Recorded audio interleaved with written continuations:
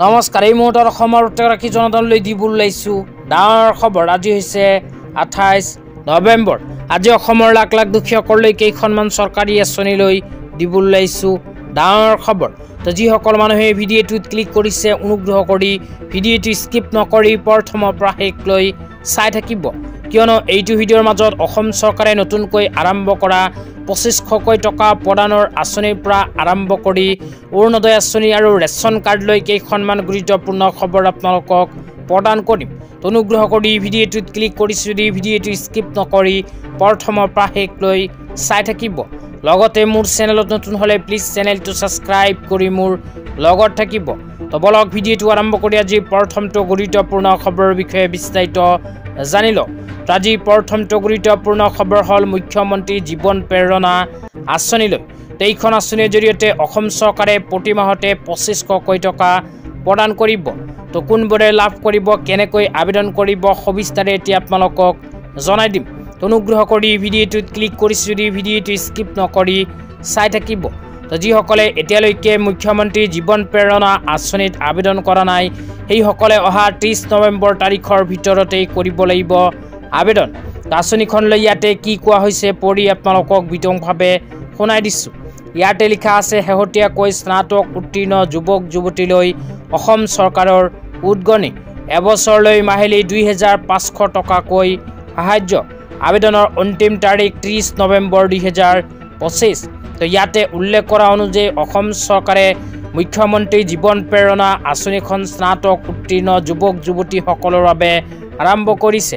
স্নাতক উত্তীৰ্ণ যুৱক যুৱতীয়ে এইখন আঁচনিত কৰিব পাৰিব আবেদন। আবেদন কৰাৰ পিছত প্ৰতিমাহে 2500 টকা অসম চৰকাৰে এইখন আঁচনিৰ জৰিয়তে প্ৰদান কৰিব। তো যিসকলে যুৱক যুৱতীয়ে এতিয়ালৈকে এইখন আঁচনিত আবেদন কৰা নাই সেইসকলে অহা 30 নৱেম্বৰ 2025 তাৰিখৰ পূৰ্বে কৰিব লাগিব আবেদন, কিয়নো অসম চৰকাৰে 30 নৱেম্বৰ তাৰিখটো অন্তিম দিন হিচাপে ঘোষণা কৰিছে। তাৰপিছত লিখা আছে আঁচনিখনৰ উদ্দেশ্যৰ ভিতৰত কোৱা হৈছে, চাকৰিৰ সন্ধানত শেহতীয়াকৈ স্নাতক উত্তীৰ্ণসকললৈ সাহায্য প্ৰদান কৰা হ'ব। প্ৰতিযোগিতামূলক পৰীক্ষাত অৱতীৰ্ণ হ'বলৈ উৎসাহিত কৰা হ'ব। 3 নম্বৰত কোৱা হৈছে স্ব-নিয়োজনৰ পথ সুগম কৰা হ'ব। তাৰপিছত কোৱা হৈছে আঁচনিখনত আবেদন কৰাৰ বাবে কি কি যোগ্যতা বা অৰ্হতাৰ প্ৰয়োজন হ'ব। যোগ্যতাৰ ভিতৰত কোৱা হৈছে অসম ৰাজ্য বা কেন্দ্ৰীয় চৰকাৰৰ শিক্ষা অনুষ্ঠান অথবা ৰাজহুৱা প্ৰতিষ্ঠানৰ পৰা 2025 বৰ্ষত স্নাতক উত্তীৰ্ণ যুৱক যুৱতী হ'ব লাগিব।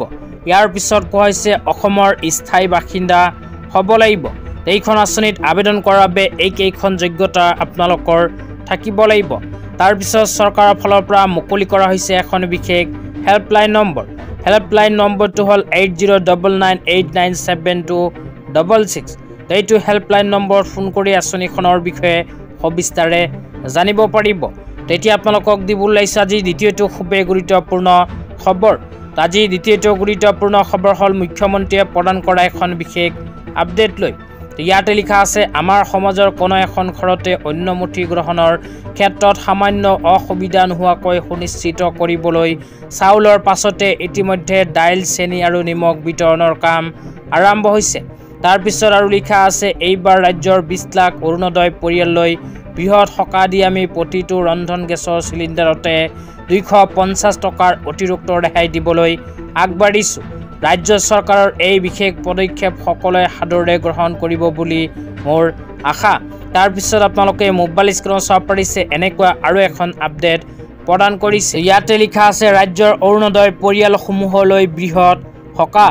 তাৰপিছত কৈছে প্ৰতিটো ৰন্ধন গেছ চিলিণ্ডাৰতে পাব 250 টকাৰ অতিৰিক্ত ৰেহাই। 20 লাখ পৰিয়ালৰ মুখত হাঁহি বিৰিঙিয়াবলৈ সাজু মুখ্যমন্ত্ৰী সুলভ ইন্ধন আঁচনি। তো যিসকল মানুহৰ নাম ইতিমধ্যে অৰুণোদয় আঁচনিত অন্তৰ্ভুক্ত হৈ গৈছে সেইসকল মানুহৰ বাবে অসম চৰকাৰে আকৌ আৰম্ভ কৰিছে মুখ্যমন্ত্ৰী সুলভ ইন্ধন আঁচনি। এইখন আঁচনিৰ জৰিয়তে অৰুণোদয় আঁচনি 1250 টকা প্ৰদানৰ উপৰিও প্ৰতিটো গেছ চিলিণ্ডাৰ ৰিফিল কৰাৰ সময়ত অতিৰিক্তভাৱে 250 টকা প্ৰদান কৰিব অসম চৰকাৰৰ ফালৰ পৰা। অৰুণোদয় আঁচনিৰ হিতাধিকাৰীসকলে এতিয়াৰ পৰা 1250 টকাৰ উপৰিও আৰু অতিৰিক্তভাৱে 250 টকা লাভ কৰিব। তো বেংক একাউণ্টত 1500 টকা লাভ কৰিব। তো ধন্যবাদ।